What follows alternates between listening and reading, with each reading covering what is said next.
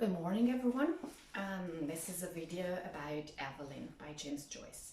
Before we analyze the short story, I would like to give you just some ideas to remember the main concepts we discussed in the previous video about Joyce. When you read Dubliners, you have to remember that the main concept here is that of paralysis. Dubliners are paralyzed mainly by the institutions which are present in Ireland: family, church, politics. So the idea of paralysis, which is juxtaposed to the idea of escaping, is common throughout the stories. Eveline is taken from one of the sections of Dubliners, which is related to teenage years. Eveline is a really young girl. She's 19, and she lives with her father. What do we know about her? From the story, we actually, even though the story is very short, from the story we get to know many things about her. How? Just thanks to a stream of consciousness, an interior monologue she has. So the scene actually takes place in one night. Eveline is at home and she's waiting to go to the port because she is going to leave Dublin with her boyfriend Frank. They're going to create a new life in Buenos Aires. This is just the story. This is the only action. She's sitting at home, watching outside the window, and she's waiting to go to the port. And the final scene is of Eveline and Frank at the port. But how do we know about the life? Through the technique of the interior monologue. Remember that the stream of consciousness is what happens in our mind when we simply have a flow of thoughts, and the interior monologue is the technique used by writers to put it down to words. And as you probably remember from the first video, the interior monologue, the technique used in Dubliners, is level 1. So it's quite easy to follow. It's not as difficult as it could be in Ulysses, or extremely difficult as it is in Finnegan's Wake. But it works like this.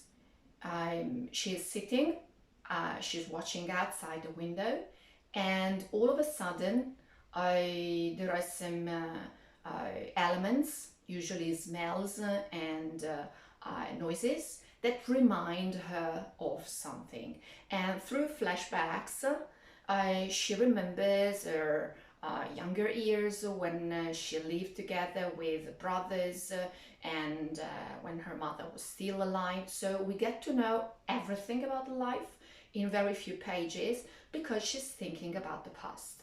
Okay, so these are the key points: paralysis and the interior monologue. We have to focus on these two elements while reading the story. As I told you before, the story begins with her. She sat at the window watching the evening invade the avenue. So this is the first and one of the few actions she's doing. And her head was leaned against the window curtains, and in her nostrils was the odor of dusty cretonne. This is the first element we can analyze. Nelle sue narici si sentiva l'odore della naftalina. Now, I don't know if you have any memory related to this substance which old people use to preserve their clothes. But if you think of cretonne, if you think of naftalina, you usually have a set of images connected. The idea of a house where everything is dusty and old, where the pictures on the wall are yellowing, the clothes are old. So there's this feeling of gloominess, darkness, death as well. Okay, so this is the first reference to smell. There are many references to smell, to sight, to the sense of hearing. In Joyce, the use of senses is very common. So she's sitting there and there's this smell. Another example of the use of senses is given a few lines after this, when she says, few people passed, the man out of the last house passed on his way home. She heard his footstep clacking along the concrete pavement. Again, she heard. Remember that Joyce was almost blind. He had a very poor eyesight. And so he focused on noises and what he saw. And then a few lines after this, there's the beginning of the interior monologue. One time there used to be a field there in which they used to play every evening with other people's children. So while she's watching outside, she remembers that once there was a field over there and she used to play with other children over there. And so the flow of thoughts or stream of consciousness begin. She remembers children she used to play with. Many of them have left the place, have moved to another place. One of them died. And then at the end of the paragraph, she says her father was not so bad then, and besides, her mother was alive. So what does she remember about the good old days? The fact that in her memory, her father was not so bad, and at least her mother was alive. So we understand that there's something wrong in the relationship with her father. Suo padre non era poi così male quando lei era bambina. So how is her father now? And at the end of the paragraph, she says, everything changes. Some people have gone to England, some others, as I said before, are dead. So everything changes. And now, back to the present, she said, home. She looked down the room and she saw all the familiar objects. So all the narration in this story is a flashback to present and past. What is a present about?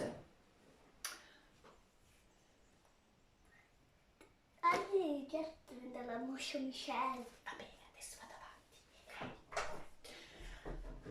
Okay, what is a present now? We know that in a present there's a future possibility. One page after that, she says, but in a new home, in a distant country, it would not be like that.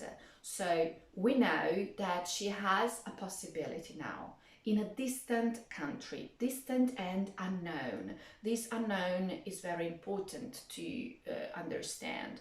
So she's going to face something which is new for her.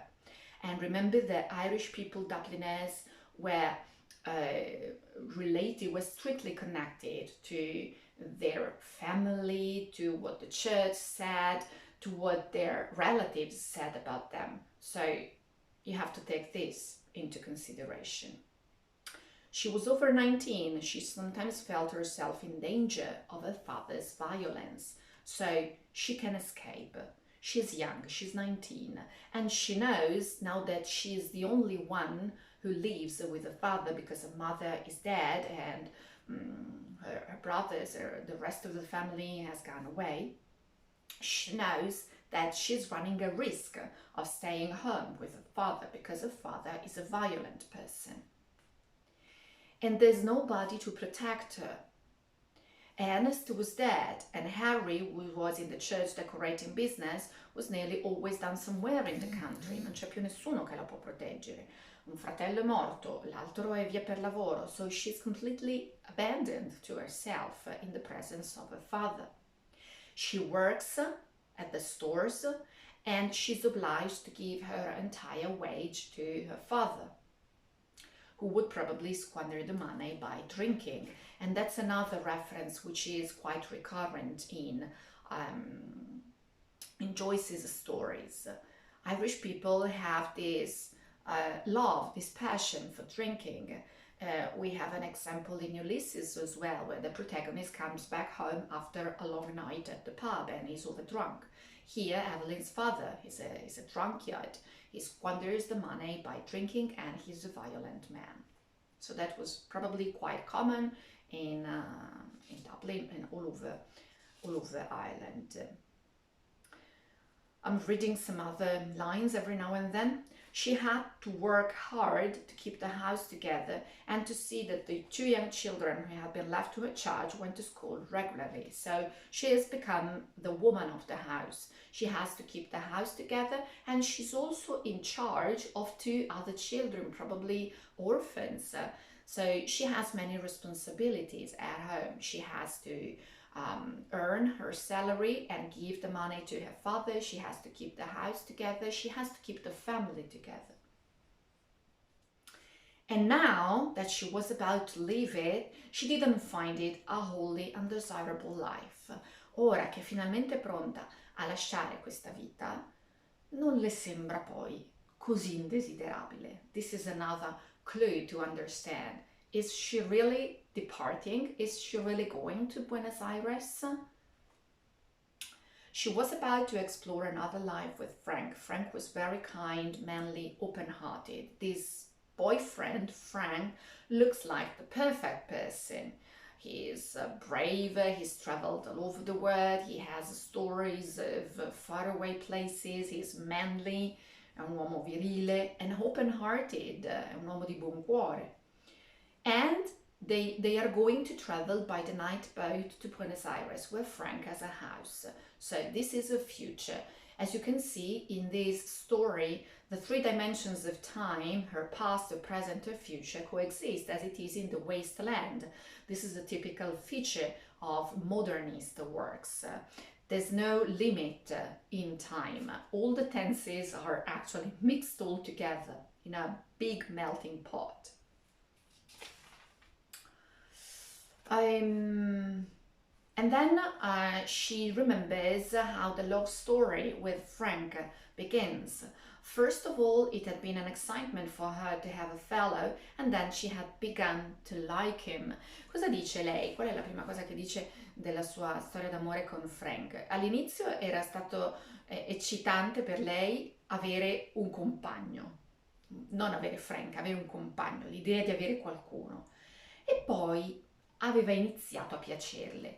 So the idea is that she doesn't probably love Frank. She loves the idea of having someone, of having a fellow, someone who takes care of her, because nobody has ever done it for her. And he had the tales of distant countries. He tells her stories of South America, of the places he's been to. So this is something new for her. He had sailed through the Straits of Magellan, told her stories of the Patagonians. Lui le racconta storie di questi posti remoti, lo Stretto di Magellano, gli abitanti della Patagonia. So this, of course, is truly fascinating for her. And then, shortly after, the narration begins with another paragraph which says, "The evening deepened in the avenue." La narrazione dai flashback sulla storia d'amore con Frank, la sua infanzia e tutto, ritorna al presente. Siamo ritornati alla scena iniziale. We have come back to the initial scene in which she is sitting at the window watching outside. This is the only action she has been performing for 4 pages. Okay, so we're still back there. We're still back to present. She watches outside. And the evening deepened. Sta arrivando la sera. I'll skip a paragraph. Her time was running out, but she continued to sit by the window, leaning her head against the window curtain, inhaling the odor of the dusty cretonne. Again, this smell. She's again sitting there, she's leaning her head, she's watching outside, and she can smell the dusty cretonne. Now, down far in the avenue, she could hear a street organ playing. This is the true moment of revelation. You probably remember from the other video that we spoke about the technique of the epiphany. The epiphany is the moment in the story in which the character realizes the truth about his life or simply understands what he or she has to do. So it's getting dark, è ora di andare al porto, sente ancora l'odore della naftalina. Fuori dalla finestra si sente il rumore di un organetto da strada, a street organ. She knew the air, conosce la canzone. Strange that it should come that very night to remind her of the promise she made to her mother, a promise to keep the home together as long as she could. Quest'aria, questa canzone che lei sente proprio lì, proprio in quel momento, era la stessa canzone che aveva sentito quando aveva fatto la promessa alla madre morente di tenere la famiglia unita. So she remembers now her mother's illness, she remembers her mother's last days, and she remembers that she had promised her to keep the family together as long as she could, okay? After a couple of paragraphs, she is at the port. She stood among the swaying crowd in the station at the North Wall. So she's there. All of a sudden, the narration skips the journey from her house to the port. She's at the port, and there's this swaying crowd in the station. There are so many people. There are soldiers. The station is full of soldiers that are departing from probably South America with her, or America. So it's overcrowded. And as a matter of fact, a few lines after that, she says she feels nauseous. She sees this crowd just moving, and she has a stomachache just by the idea. And then what does she see? She has this mass of people in front of her, and she caught a glimpse of the black mass of the boat. In mezzo a questa folla ondeggiante riesce a vedere uno scorcio di questa massa nera della nave, the black mass of the boat. So the boat, which should be the symbol of her escape, the symbol of her future, the symbol of her hope, is a huge black mass. She felt her cheek pale and cold, and out of the maze of distress she prayed to God to direct her, to show her what was her duty. Che cosa fa lei, colta dall'ansia in questa folla, con questa massa enorme nera? Prega. Because this is what Dubliners, Irish people, did.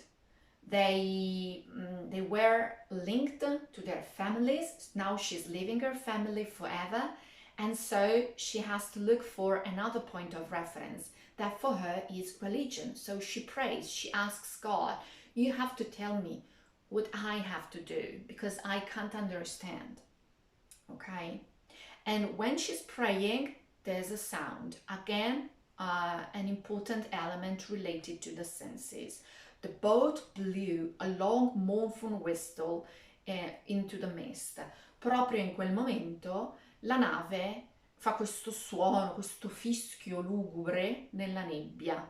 La nebbia, un altro elemento. So she's traveling into the unknown. It's a misty night.